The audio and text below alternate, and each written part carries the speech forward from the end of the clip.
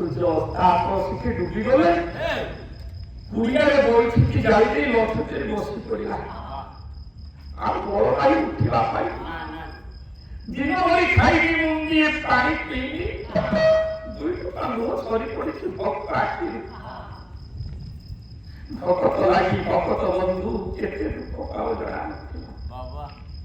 ଭକ୍ତର ହୃଦୟ ଜମିବା ଦେଖି ତା ନେତ୍ରୁ ନିରସ୍ତ ହୋଇଗଲା। ସାତ ସମୁଦ୍ର ଜଳକୁ ଧୋଇଦେଲେ ପ୍ରଭୁର ପାପ ଅଧା ହୁଏ ନା। ଗୋଟିଏ ଭକତ ଟୋପିଏ ଲୁହରେ କାଳିଆକୁ ଲାଗିଥିବ, ଗୋଟିଏ ଭକ୍ତର ଟୋପିଏ ଲୁହରେ ପ୍ରଭୁ ଉଦାହରଣ ହୋଇଯାଏ। ଭକ୍ତ ଆଖିର ଲୁହକୁ ସହିପାରିଲେ। ବିଚିତ୍ର ବିଶ୍ୱକର୍ମା ବିଚିତ୍ର ନିୟମ ସଜୀବ ରାମ ହରଣ କରି ନେଇଛି ଜଗତ ଜନନୀ ସୀତା ଠାକୁରାଣୀ। ଖୋଜି ଖୋଜି ଖୋଜି ଖୋଜି ରାମ ଲୋକ ଦୁଇ ଭାଇ ପହଞ୍ଚିଛନ୍ତି ସବୁ ଶ୍ରବଣାର ପୁତ୍ରକୁ ୟାଦ କରି ଦେଖିଲେ ମା ସବରିମା ପ୍ରବଳ ଭୋକ ଦିଟା ଖାଇବାକୁ କଣ ମିଳିବ? ଚମକି ପଡ଼ିଲା ସବରି।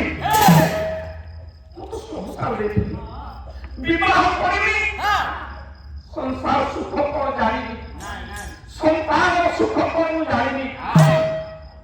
କିଏ ମଧୁର ଭାବରେ ଡାକିଲା ମତେ ମା ବୋଲି।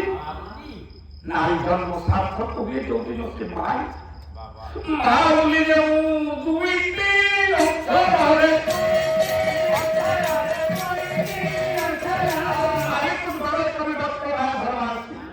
ମା ବୋଲି ଯେଉଁ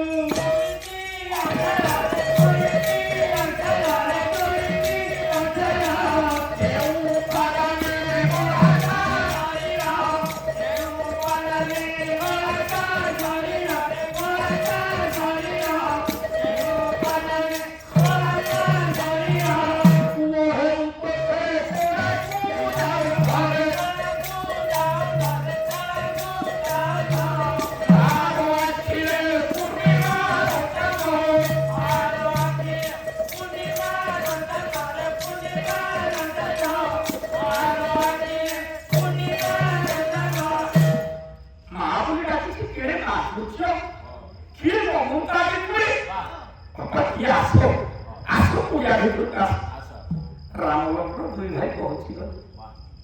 ଭୋକ ଲାଗୁଛି, ଯାହା କୁଡ଼ିଆରେ ଫଳପୁଷ୍ପ ଅଛି ଆସନ ପକେଇଦେଲା ବୋଲି ବସି ପଡ଼ିଲେ ଦୁଇ ଭାଇ।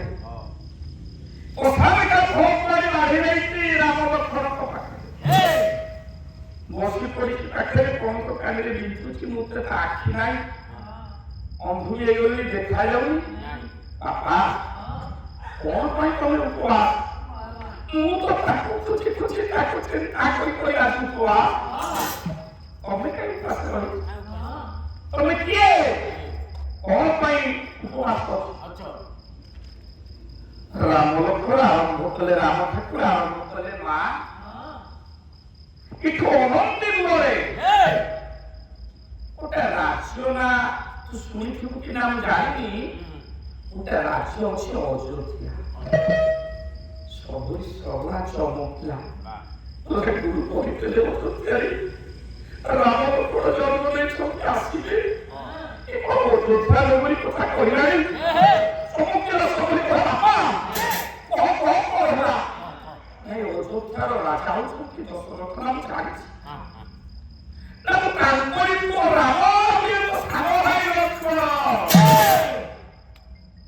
ଛିଡ଼ା ହେଇଗଲା ବୋଲି ଥର ଥର ଭାବରେ କହିଲା, କଣ କହିଲା ଆଉ ଥରେ କହ। ନା ମୁଁ ରାମ, ମୋ ସାନ ଭାଇ ଲକ୍ଷ୍ମଣ। ମନେ ପଡ଼ି ଯାଉଛି ଗୁରୁଙ୍କର କଲ୍ୟାଣ। ଗୁରୁ କହିଥିଲେ ଆସିବି। ମୋ ପତ୍ନୀ ସୀତା ପିତୃ ସତ୍ୟ ପାଳନ କରି ଆମେ ଜନ୍ମ ବୋଲି ଭାବରେ